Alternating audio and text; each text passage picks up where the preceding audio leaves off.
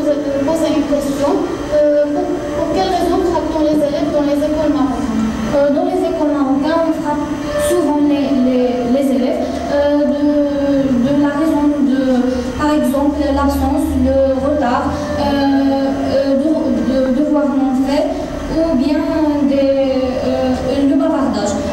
Pour les enseignants, il y a une surcharge des classes et le manque ou l'absence de formation. C'est une image qui exprime la violence entre les élèves. L'absence ou bien bon, il n'a pas des devoirs non faits, par exemple. Oui, c'est ça, donc c'est ça les droits. De rapports sexuels ou d'autres formes d'exploitation telles la pornographie ou la prostitution infantile. Il arrive que la violence sexuelle s'exerce entre les enfants. La différence d'âge et de pouvoir entre le victime et l'agresseur est le facteur déterminant lorsqu'on tente d'établir s'il y a une agression sexuelle. Ça, c'est parmi les types de violence. Donc, la violence sexuelle, c'est lorsqu'un adulte essaie de violer, de toucher une fille, par exemple. Oui. L'exemple d'une élève victime de la violence. Troisième type, c'est la violence psychologique. La violence psychologique désigne généralement des actions ou des omissions qui, selon les normes en vigueur dans une collectivité et du point de vue des spécialistes, pourraient avoir des effets psychologiques néfastes, comme la négligence. La violence psychologique est difficile à définir et à détecter. Il ne s'agit pas d'un phénomène isolé, mais d'une forme de violence répétée et soutenue.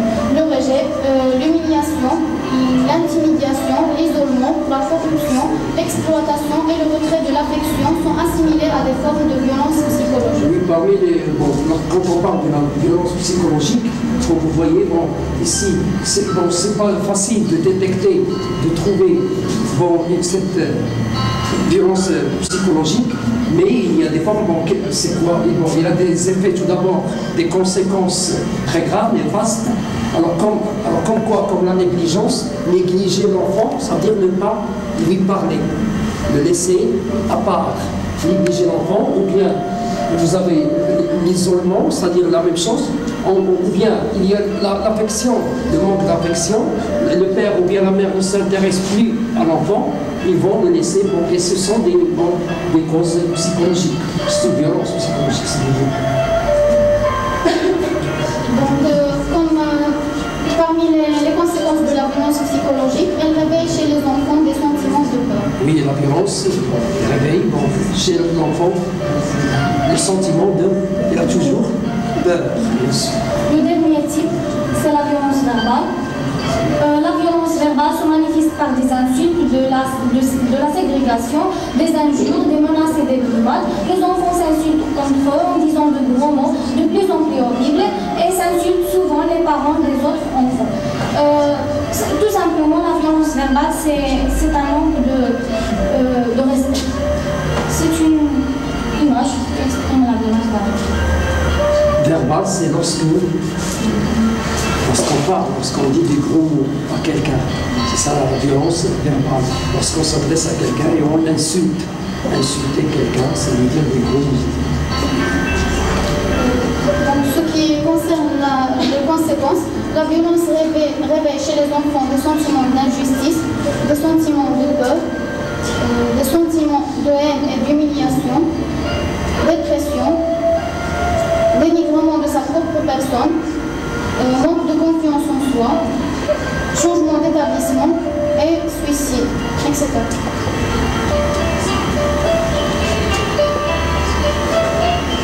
On a quelques solutions, mais franchement, ils ne peuvent pas cesser de la violence de l'école d'une façon terminée, mais on peut essayer de donner quelques gestes pour les élèves, informer les autorités scolaires dès que vous remarquez des élèves ayant des comportements ou des paroles bizarres inquiétantes. Oui, c'est-à-dire que lorsque vous voyez un comportement qui n'est pas légal, c'est-à-dire qu'il faut aller voir le surveillant général et lui et dénoncer ce comportement, c'est-à-dire communiquer ce comportement à l'administration pour qu'il essaie de régler les problèmes. Oui. Contrôlez efficacement votre colère, évitez les bagarres en discutant paisiblement vos différences d'opinion. Oui, essayez de contrôler efficacement votre colère. Ne vous mettez pas en colère très vite. Oui, ayez de la patience. Soyez calme. Évitez les bagarres. Ne vous bagarrez pas, ne vous disputez pas. En discutant paisiblement. Paisiblement, ça vient de quel mot? La paix. Oui, paisiblement, aux différences d'opinion. Oui. Créer à votre école un programme de médiation par les pairs. Oui, ça c'est qu'il faut qu'il y ait des cellules d'écoute, qu'on appelle les cellules d'écoute. Là, il y a des cellules d'écoute qui essayent de remédier ces problèmes. Devenez un conseiller, une conseillère pour ceux et celles qui cherchent de l'aide. Devenez un modèle, un mentor pour les plus jeunes de l'école. Proposez des activités ayant un thème anti-violence. Soyez accueillants pour les nouveaux élèves à l'école. Oui, pardon. Alors, devenez un conseiller, c'est-à-dire essayez de donner des conseils à vos camarades qui sont en train de se bagarrer, par exemple. Devenez un modèle. Il faut être un élève modèle, exemplaire. Ensuite, proposer.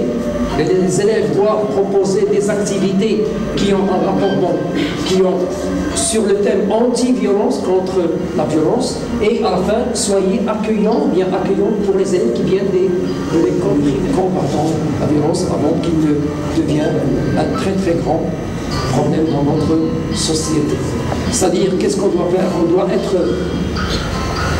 compréhensif, que ça soit pour l'argent. Il faut qu'on marche ensemble et qu'on essaie de combattre ce phénomène. Merci de votre attention.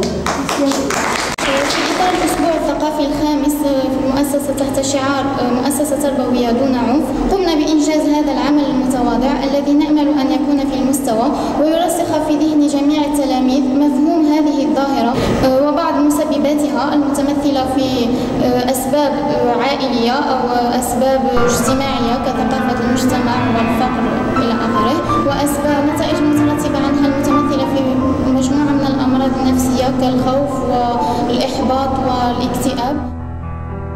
نطمح لبناء مدرسة نموذجية مبنية على أسس الحوار بين كل مكونات العملية التعليمية التعلمية سواء أساتذة أو تلاميذ أو أطر أو آباء.